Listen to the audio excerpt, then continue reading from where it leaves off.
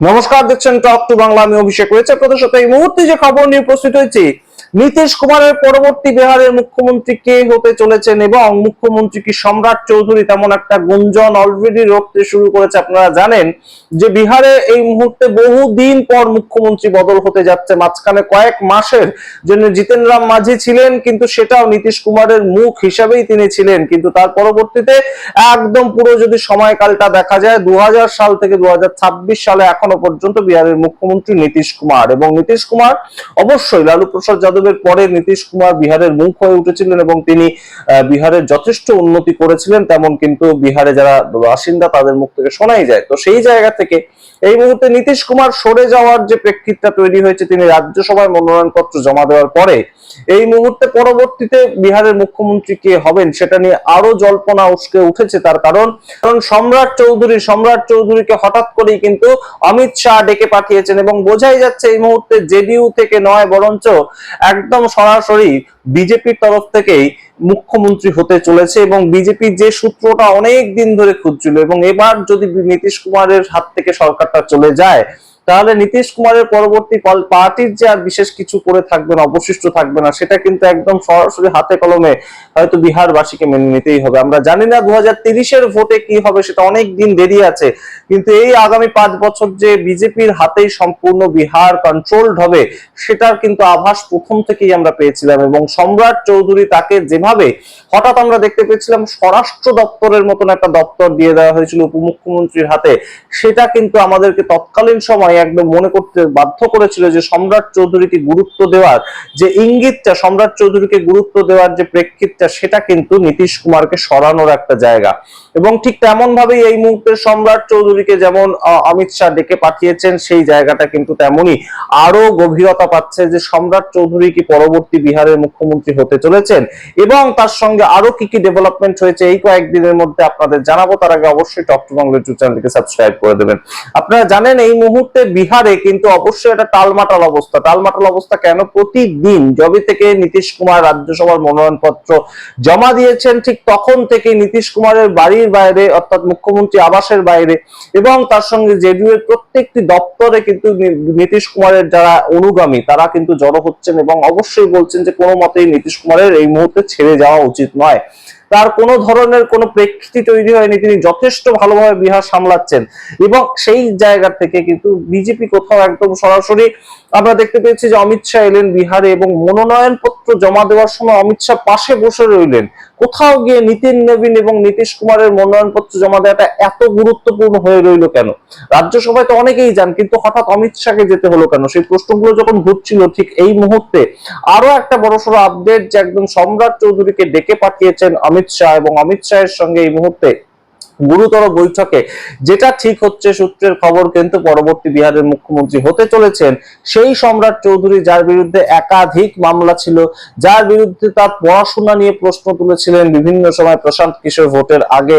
আমরা দেখতে পেয়েছিলাম সম্রাট চৌধুরী কখনোই কিন্তু একদম যে ক্লিন চিট পাওয়া একজন রাজনীতিবিদ তেমন নয়, এবং সম্রাট চৌধুরী বিভিন্ন ধরনের মামলায় 90-এর দশকে বিভিন্ন ধরনের মামলায় তিনি জড়িয়েছিলেন। তো সেই জায়গা থেকে সম্রাট চৌধুরী কিন্তু অবশ্যই এই মুহূর্তে যে ফেস হয়ে উঠবেন, সেটাও কিন্তু একদম বলা যায় যে অন্য আর 5টা ডবল ইঞ্জিন স্টেটের মতোই বিষয়টা তৈরি হবে।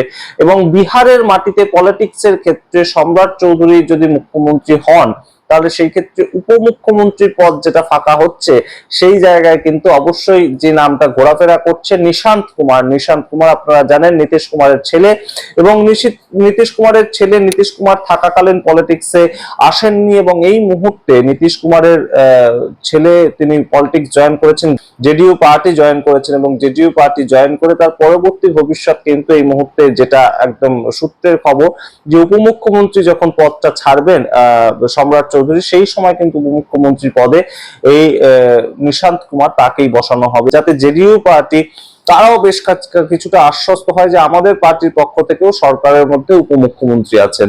ঠিক যে পরিস্থিতিতে গত 5 বছর সম্রাট চৌধুরী ছিলেন, ঠিক সেই পরিস্থিতিতে এই মুহূর্তে জেডিইউ পার্টি তাদেরকে রাখা হবে, যেহেতু এই মুহূর্তে সম্রাট চৌধুরী যাচ্ছেন মুখ্যমন্ত্রীর পদে বসতে। আমরা জানি যে সম্রাট চৌধুরী, তাকে নিয়ে বিভিন্ন ধরনের বিভিন্ন কথাবার্তা ঘটে বিভিন্ন সময় আমরা জানি, কিন্তু এই মুহূর্তে নীতিশ কুমার যেভাবে হঠাৎ করে একদম আচম্বিতেই চলে যাচ্ছেন রাজ্যসভায়, এবং রাজ্যসভায় যাওয়াটা কিন্তু নীতিশ কুমারের জন্য কোনো ধরনেরই কোনো প্রেস্টিজিয়াস জায়গা নয়। মুখ্যমন্ত্রীর চেয়ার ছেড়ে রাজ্যসভায় যাওয়া, রাজ্যসভার একজন সাংসদ হওয়া, এবং সেই নীতিশ কুমার যিনি বহু বছর আগে ভারতবর্ষের রেলমন্ত্রী ছিলেন, একাধিকবার তিনি লোকসভার মেম্বার ছিলেন, তো তার মতন একজন মানুষের রাজ্যসভার এমপি হয়ে যাওয়াটা কখনোই কিন্তু কাঙ্ক্ষিত নয়। এবং রাজ্যের মুখ্যমন্ত্রীর পদ ছেড়ে যদি কেউ রাজ্যসভার এমপি হয়, তাহলে অ্যাটলিস্ট তার যে এলিভেশনটা দরকার, সেই এলিভেশনটা কিন্তু যেমন শিবরাজ সিং চৌহানের ক্ষেত্রে আমরা দেখতে পেয়েছিলাম